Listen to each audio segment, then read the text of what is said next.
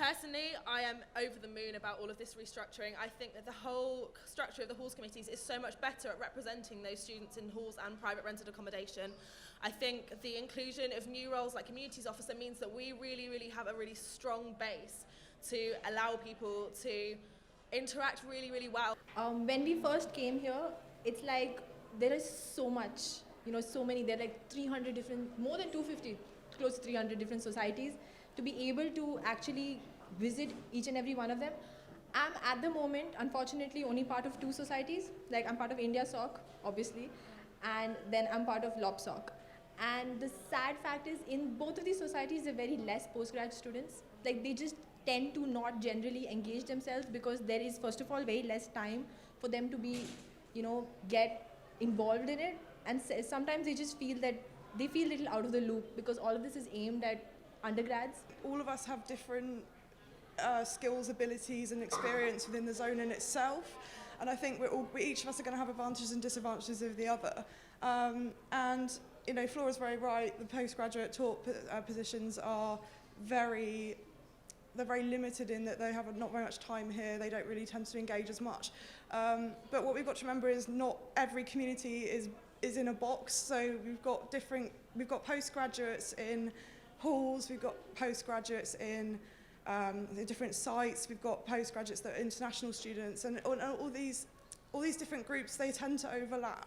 Rashika is very fortunate to be in the position that she is a postgraduate student and therefore interacts with postgraduate students on a daily basis, but I don't for a second think that would limit my ability to represent postgraduate students. I would love to implement a PGT committee that reflects the current PGR committee so that postgraduates can get proper academic representation, welfare representation, and have kind of somebody coordinating more social events for them.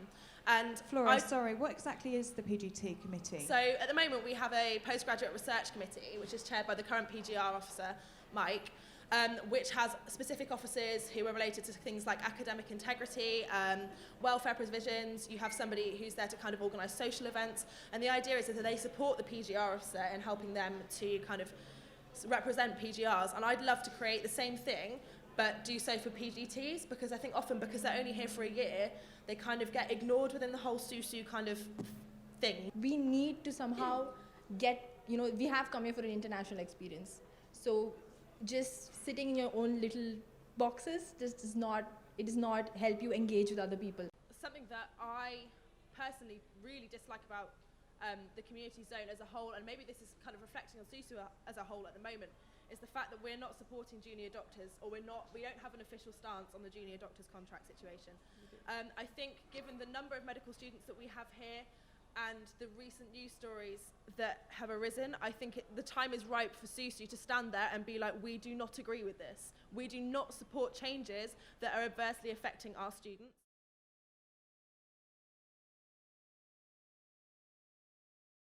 Do you think that too much emphasis is placed on online or digital engagement? I wouldn't say too much emphasis is. I think now social media is a big part of most students' lives, that it's just such a quick and easy way for every student to see what's happening, as long as it's got good content. I think if you have good content, people will be interested in what you're trying to tell them.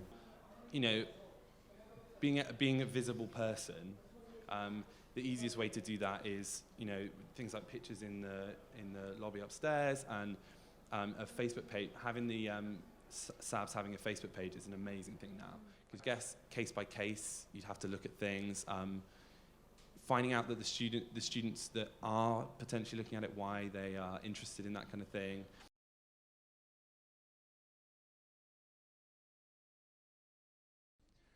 President of the Union, Kingpin, the figurehead of not only a union, but a 5-member strong team of vice presidents. There is no denying that this is a demanding position that requires strong leadership capabilities and an ability to communicate with senior staff at the university about the union's progress and demands. President is an individual who guides a team in the right direction. They're a public spokesperson who can sort of be fast and effective in adapting to their situation. They reflect the student body, they're professional, but most importantly, they're relatable. So the union president needs to be someone who can bring experience, knowledge, and their ideas together to really make sure the union puts students first in everything it does.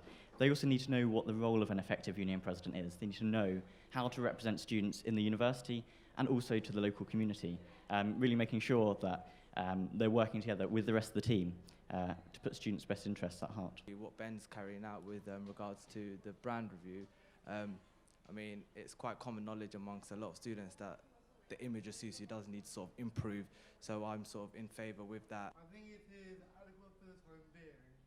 I have concerns about the long-term financial situation of the union, mainly because we're not meeting our own financial policies. I can't go into any more details about that now because I'm a trustee as well, and I have responsibilities in that regard. But what I would say is that I think that in order to achieve our goal of being a top 5 union by 2020, we need not only adequate finances to back that up, we need robust finances. I think it's just important to make sure that you're not spending money on unnecessary things, and perhaps look into What ways. would you deem an unnecessary spend for SUSU in particular? If we come back to the library referendum, £1,000 on T-shirts. As a union, our success is measured by impact. And if an idea that SABs have that isn't having an impact on students, then we need to scrap it altogether and go back to the drawing board. So the most important thing is that we listen to students. We have hundreds of student representatives. We have people submitting ideas and suggestions and feedback through You Make Change. We need to listen to them. And the union is your union. It's not our union. It's not my union. It's everyone's union. Because it's clunky. It's not visually attractive. On topic of the rebrand, I want to make a very fundamental distinction. A brand review is not a rebrand. We might reach the end of this process and decide to do nothing with the logo, with the image at all. Personally, for me, I think of the word SUSU, and I can't relate it back to being a union.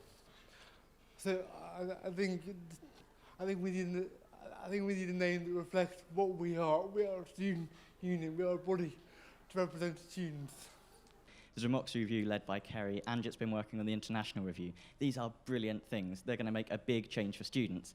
What we need to do next year is make sure that students' voices are heard all the way through those projects until the very day that they're launched, that it happens. We are part of the university. The university needs us, and we need the university. The university provides us the funding that we need. Well, we can be bolder in many different ways. Like we can be bolder in how education is delivered, and how the university spend its money on getting more spaces for us.